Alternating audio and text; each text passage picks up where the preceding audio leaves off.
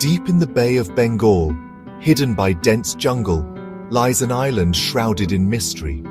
This is North Sentinel Island, a place untouched by the modern world, a place where time seems to stand still. But this is no paradise. This island is a no-go zone. The island is home to the Sentinelese, an uncontacted tribe who have fiercely protected their isolation for centuries. Surrounded by the vast Indian Ocean, they are a people untouched by globalization. Their way of life, their language, their very existence is a mystery. The Sentinelese are not a myth, they are real, and they don't want visitors. The outside world knows little about their customs or beliefs. What we do know is that they are prepared to defend their home with lethal force. This is their land, their rules, and their warning is clear: stay away. The Sentinelese are believed to be directly descended from some of the first humans to leave Africa. They have lived on North Sentinel Island for an estimated 60,000 years. Imagine that, millennia of unbroken lineage, a living link to the dawn of humanity. Their world is the dense jungle and the surrounding reefs. They hunt, gather and fish, their survival dependent on the island's resources. Their language is unknown, their customs undocumented. They are a living enigma. But don't mistake their isolation for ignorance. The Sentinelese are keenly aware of the world beyond their shores. They have seen the ships, the helicopters, the attempts to make contact. Each time their message is the same: hostility and a barrage of arrows. They are the guardians of their island, and they have made it abundantly clear that they want to be left alone. The Indian government has declared North Sentinel Island and the surrounding waters a protected zone. It is illegal to approach the island, let alone attempt to land. This is not just to protect the Sentinelese, but also to protect outsiders. Contact with the outside world could be devastating for the tribe. They have no immunity to common diseases, and even a simple cold could prove fatal. A single interaction could wipe out their entire population. The Indian Coast Guard patrols the waters around the island, turning away any boats that stray too close. This isolation is their best chance of survival. It's a stark reminder that there are still places on Earth where the laws of man are dictated by the will of nature and the fierce desire for solitude. The Sentinelese have no desire for contact, and approaching them is incredibly dangerous. Their arrows are tipped with iron, and they are incredibly accurate. They have been known to fire warning shots, making it clear that they are not afraid to use deadly force. In 2006, 2 fishermen who illegally entered the island's waters to poach for mud crabs were killed by the Sentinelese. Their bodies were left on the beach as a stark warning.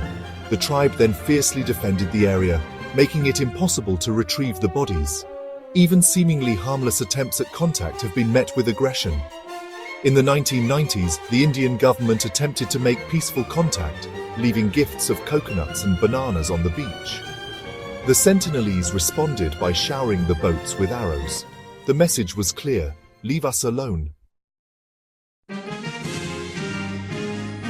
Section 5. A history of arrows encounters through time. The Sentinelese have a long history of repelling outsiders. The first recorded encounter with the tribe dates back to the 13th century, when Marco Polo described them as a brutish people who kill and eat everyone they can catch. In the 1800s, a British expedition landed on the island and attempted to make contact.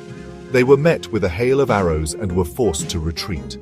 One elderly man and a young boy were captured and taken to Port Blair, where they quickly became sick and died. The Sentinelese have made it clear, time and time again, that they do not want contact. Their isolation is their defense, their arrows their voice. Ignoring their warnings is not just disrespectful, it's a matter of life and death. Section 6. Respecting the Sentinelese. The Sentinelese are a powerful reminder that there are still cultures on our planet that thrive in complete isolation. They are a testament to the resilience of the human spirit and the power of adaptation. It is our duty to respect their choice to remain uncontacted. Imagine being thrust into a world you don't understand, surrounded by people speaking a language you've never heard. That's the reality the Sentinelese would face if we forced contact upon them. We have a moral obligation to protect their right to exist on their own terms, free from outside interference. Their isolation is not ignorance, it's their choice, and it's a choice we must respect. Section 7.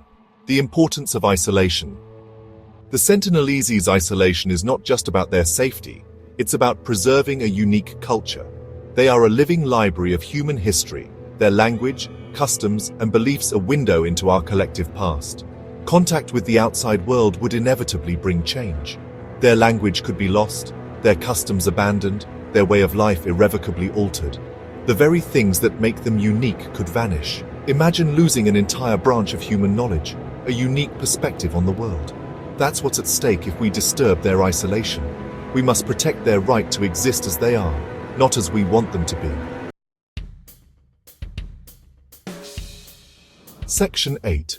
Lessons from the edge of the map.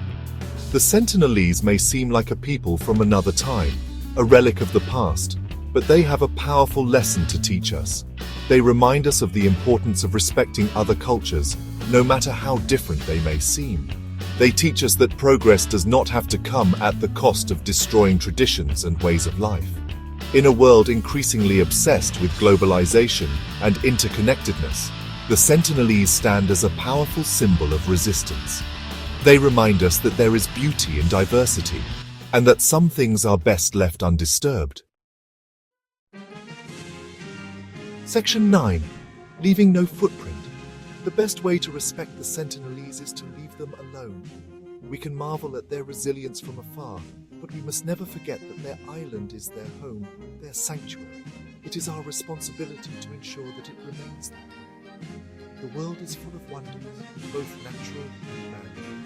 But some wonders are best left unexplored, some stories untold. The Sentinelese have chosen their path, and we must respect their choice. Let us leave their island undisturbed, a testament to the enduring power of human resilience and the importance of respecting the unknown. Let us be the generation that chooses to observe, to learn, and to protect, without the need to conquer. Let us leave no footprint on their shores, only respect in our hearts.